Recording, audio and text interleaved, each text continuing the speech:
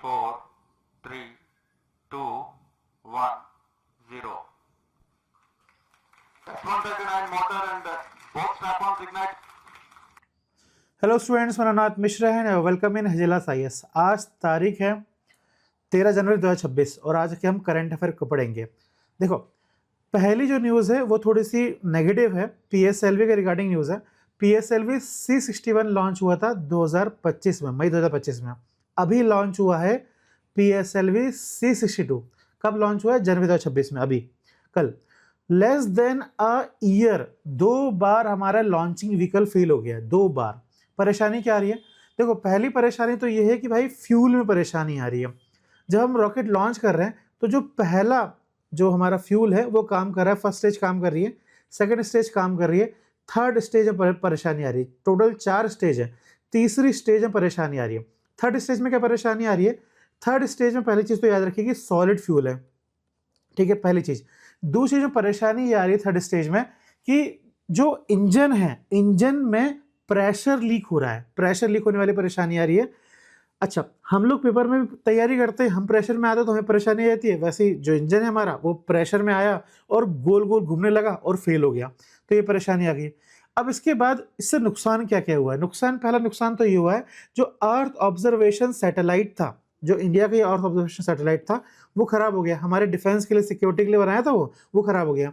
उसके बाद 14 small satellite जो सिर्फ इंडिया के नहीं थे, अलग अलग कंट्री के थे, वो खराब हो गए। नेपाल, ब्राजील, यूके का सैटेलाइट था, ये बर्बाद हो गया।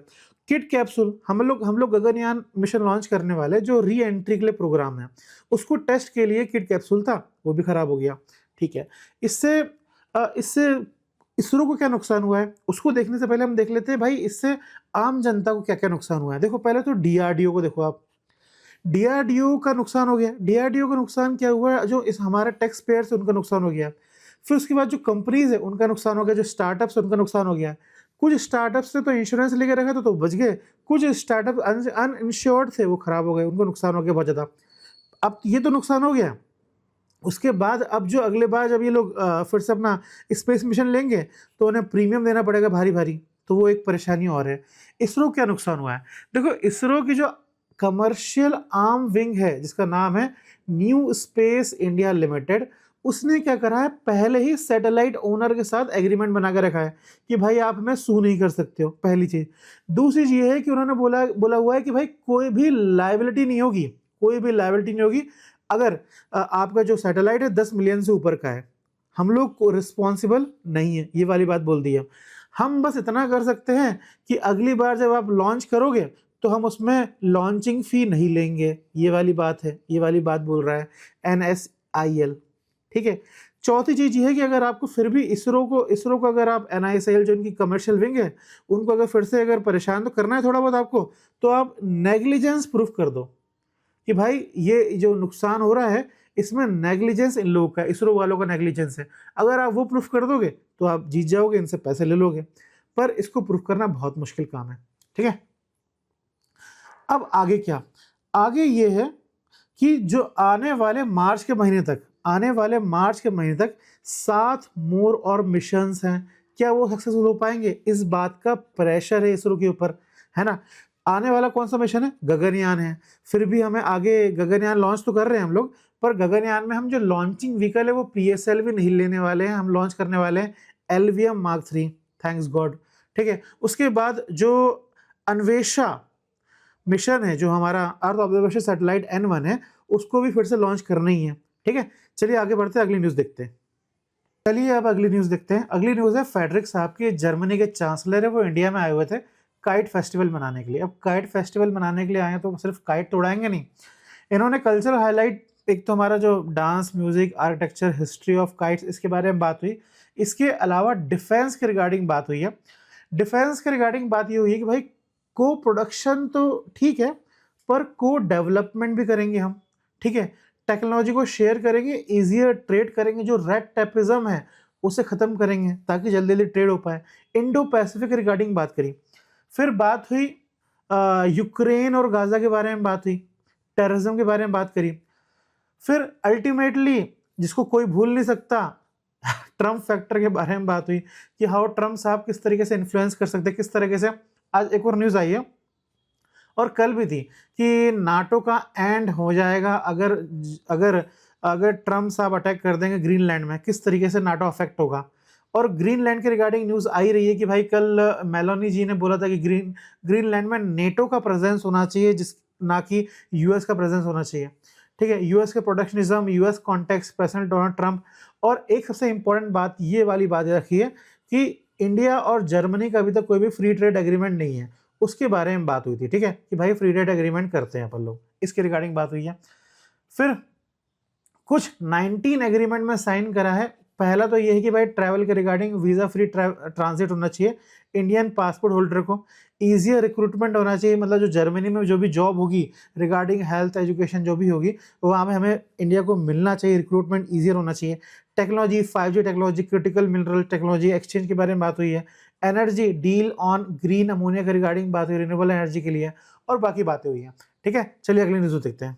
इसके रिगार्डिंग और भी न्यूज़ आएगी, कल एडिटोरियल आ सकता है, उसके बारे में और अच्छे से हम कवर करेंगे। ठीक है, अब अगली न्यूज़ है इन्फ्लेशन की।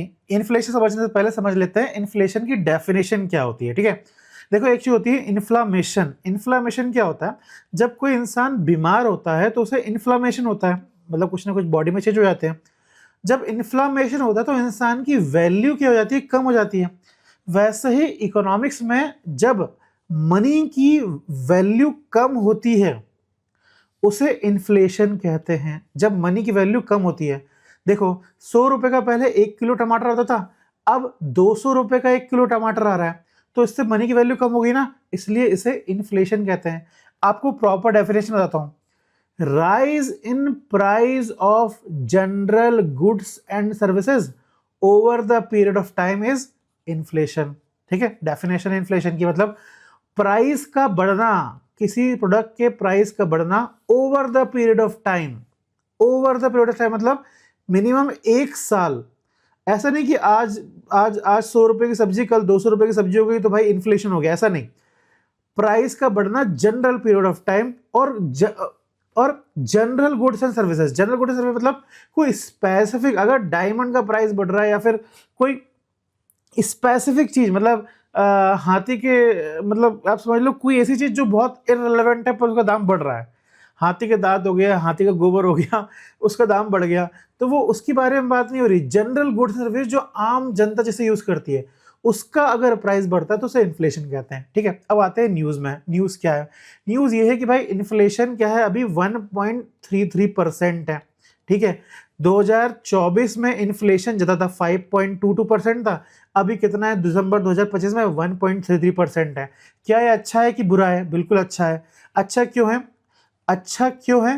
क्योंकि आरबीआई का टारगेट है कि इन्फ्लेशन 4% से 2% से लेके 4% के बीच में होना चाहिए।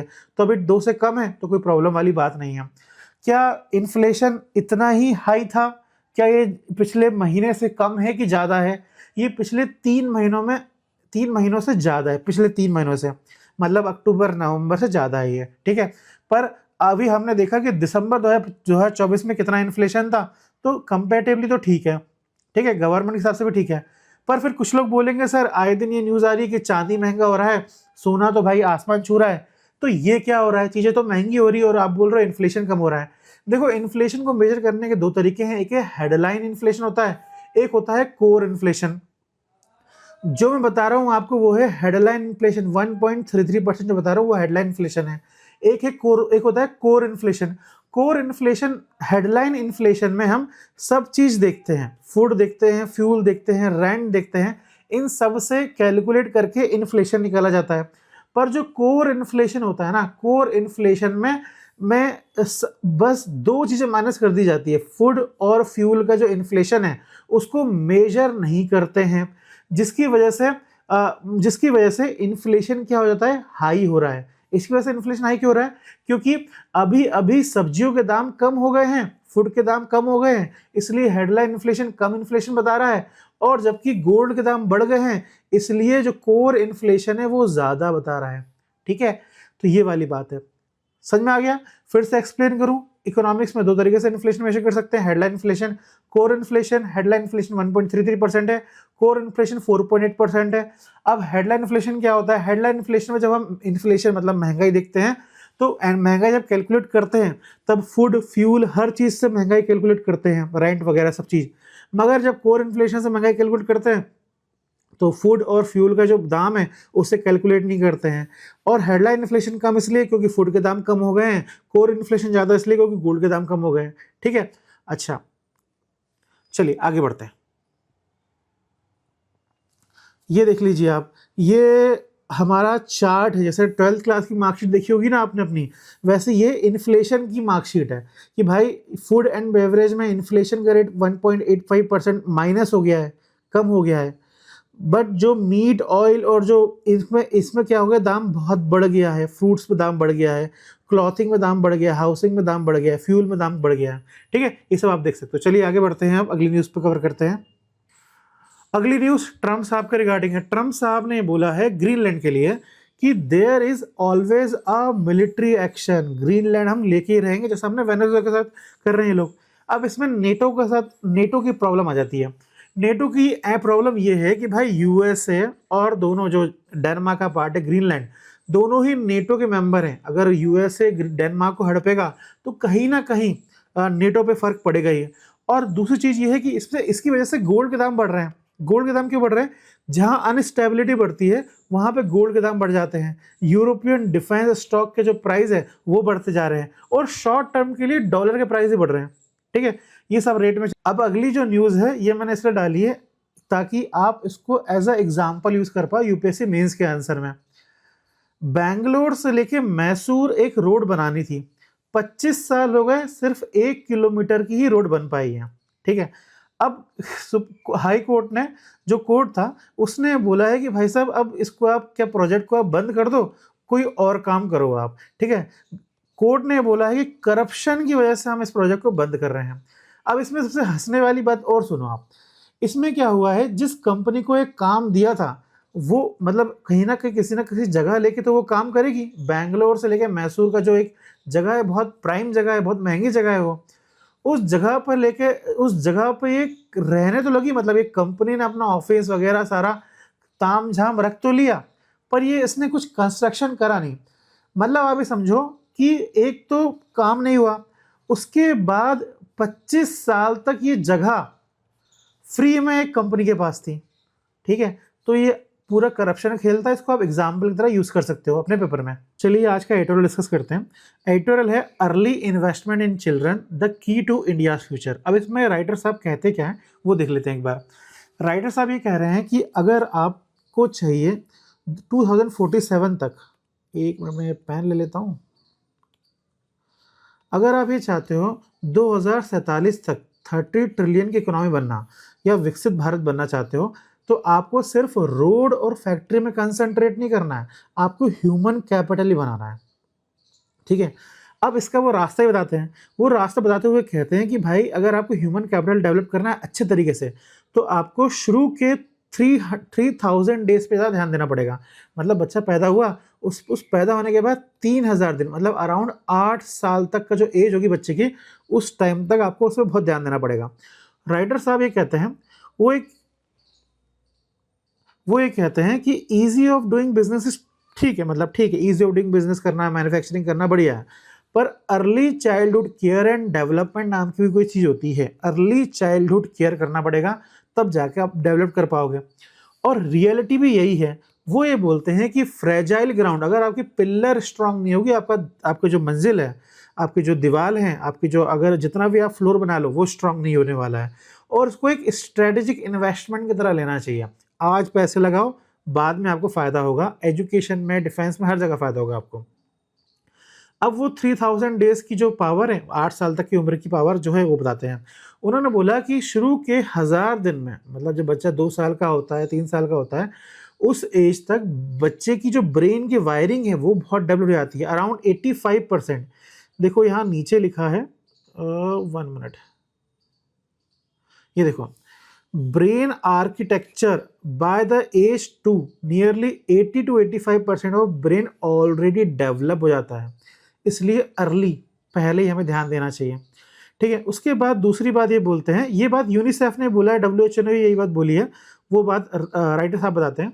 और दूसरी चीज़ 3 से 8 साल की जो उम्र होती है उसमें इमोशनल कंट्रोल बहुत डेवलप्ड होता है लोग बच्चों का, मतलब इमोशनल सीखते हैं वो, सोशल स्किल्स सीखते हैं, उस पे हमें ध्यान देना चाहिए, ठीक है।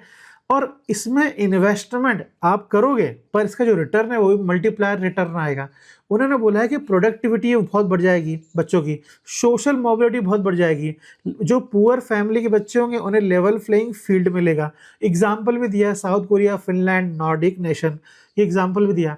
अब इसमें परेशानी क्या आती है? इसमें परेशानी ये आती है कि लोग सोचते हैं कि आज मतलब लोगों का जो पेशेंस लेवल है वो बहुत कम है। लोग सोचते हैं कि आज इन्वेस्टमेंट करो कल फ़ायदा होना चाहिए, ऐसा नहीं होता है। यहाँ पे फ़ायदा थोड़ा लेट होता है, 10 साल 20 साल बाद होता है, पर फ़ायदा लॉन्ग टर्म होता है, इंटरजनरेशनल फ़ायदा होता है यहाँ पे, ये राइटर साहब बोलते हैं। अब राइटर साहब बोलते हैं कि ऐसा नहीं है कि आज ही मेरे दिमाग में ख्याल आया। अगर आप हमारे देश के पिछले 50 साल के देखोगे आप, तो इंडिया इस तरीके से ग्रो भी कर रहा है। एक पॉजिटिव बात बोली उन्होंने बोला है कि पहले हम सर्वाइवल पे फोकस करते थे, जब 90s था उस टाइम हम सर्वाइवल पे, मतलब चाइल्ड सर्वाइवल है, सेफ मदरहुड, इससे फोकस करते, मतलब बच्चा मरे नहीं, जिंदा रहे, पैदा हुआ जिंदा रहे।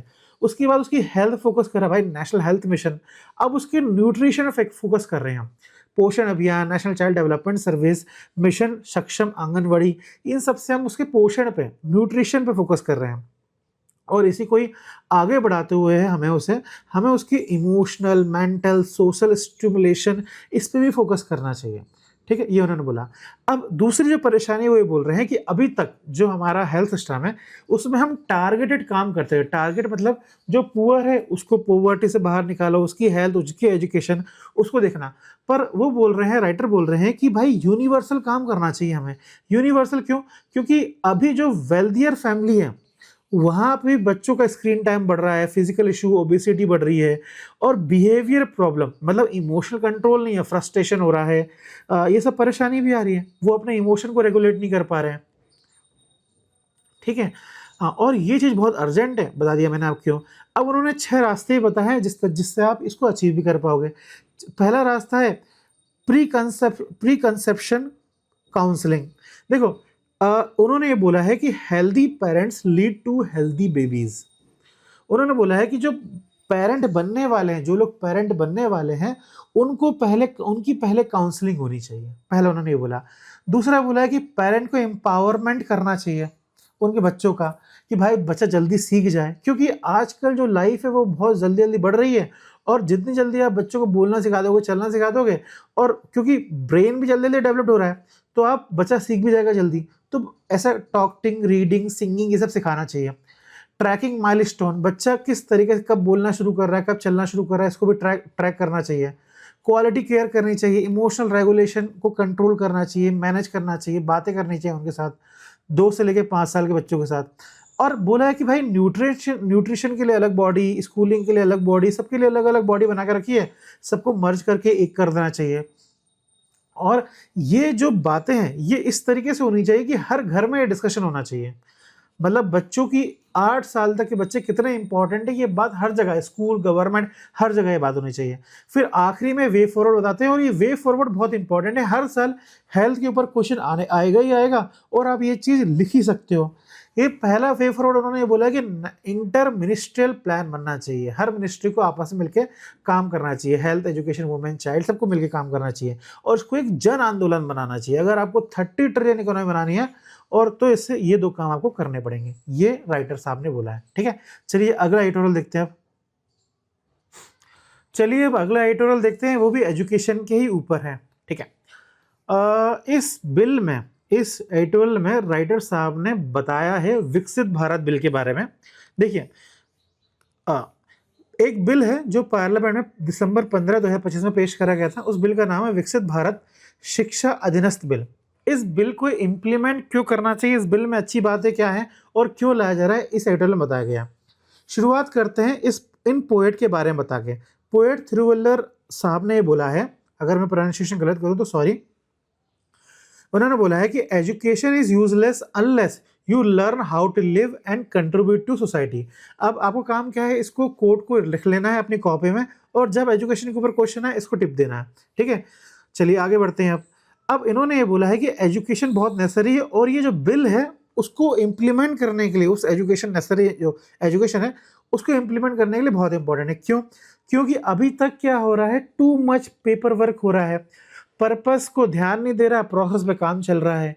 आउटडेटेड लॉ से यूजीसी 1956 में बना था, आउटडेटेड लॉज चल रहे हैं अभी तक, तो एजुकेशन में चेंज लाने की जरूरत है।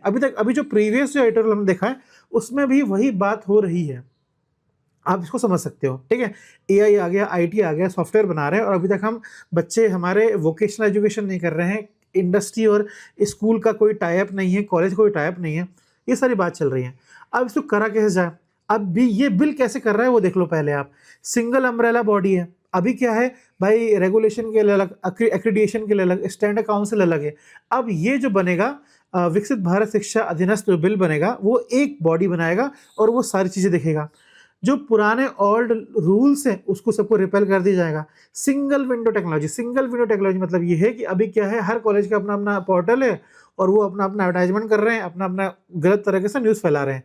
फिर अब क्या होगा, आगे क्या होगा, आगे ये होगा कि एक पोर्टल बनाएगा जिसमें सारे कॉलेज लिस्ट होंगे, उन सारे कॉलेज की फैकल्टी लिस्टेड होंगी, ये फैकल्टी है, उन कॉलेजेस का जो आउट है, जो आउटपुट है कि भाई बच्चे इस तरीके से जा रहे हैं, ये बच्चों ने गेन करा है, ये बच्चों का आउटकम है, यहाँ बच्चे सेलेक्ट हो गए, इसके बारे में बात होगी। ठीक है, इससे इम्पैक्ट क्या होगा, इम्पैक्ट यूथ एम्पावरमेंट होगा, मोर सीट्स, बेटर क्वालिटीज आएंगी, जो बॉटल नेक है एजुकेशन सेक्टर में वो कम होगी, स्टूडेंट की वॉइस आएगी, अकाउंटेबिलिटी बढ़ेगी, जब कॉलेज की अकाउंटेबिलिटी बढ़ेगी तब स्टूडेंट्स के पास वॉइस आएगी।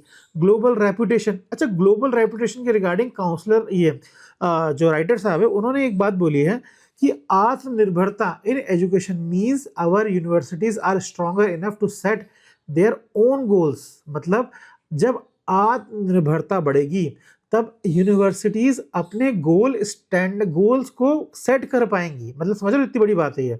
अभी जो हमारे गोल्स हैं वो यूएसए के गोल्स हैं, वो लंदन के गोल्स हैं। अभी हम क्या कर रहे हैं, लंदन जो गोल लंदन के कॉलेजेस में है, वो जो गोल यूएसए कॉलेजेस में है उसको हम फॉलो कर रहे हैं। जो इंडिया के कॉलेजेस में, जो इंडिया का गोल है, जो इंडिया की संस्कृति है, वो गोल अभी इंडिया के कॉलेजेस में नहीं है। जब हम आत्मनिर्भर होंगे, सेल्फ रिलायंट होंगे, तब जाके हम उसे फुलफिल कर पाएंगे। ये बात याद रखिएगा, ये राइटर ने इस बात को कंक्लूजन में लिखा हुआ है। ठीक है, ग्लोबल रेपुटेशन बढ़ेगी, अट्रैक्टिंग टैलेंट, हम अट्रैक्ट करेंगे। हमने नालंदा के बारे में देखा है, हमने पहले करा है, अभी बाद में भी कर सकते हैं। स्मार्टर गवर्नेंस, ऑटोनॉमी बढ़ेगी, ट्रस्ट बढ़ेगा, फेसलेस रेगुलेशन करेंगे। अब आखिरी में कंक्लूजन में ये बोल रहे हैं कि the bill is structural engine that will drive India toward 2047 goal, 30 trillion की इकोनॉमी। ये सब करने के लिए हमें इस तरीके के बिल लाने पड़ेंगे। ठीक है, ये हमारा लास्ट शेड्यूल था, आगे हम और भी कवर करेंगे। Please like, comment, subscribe our channel. Thank you, have a nice day.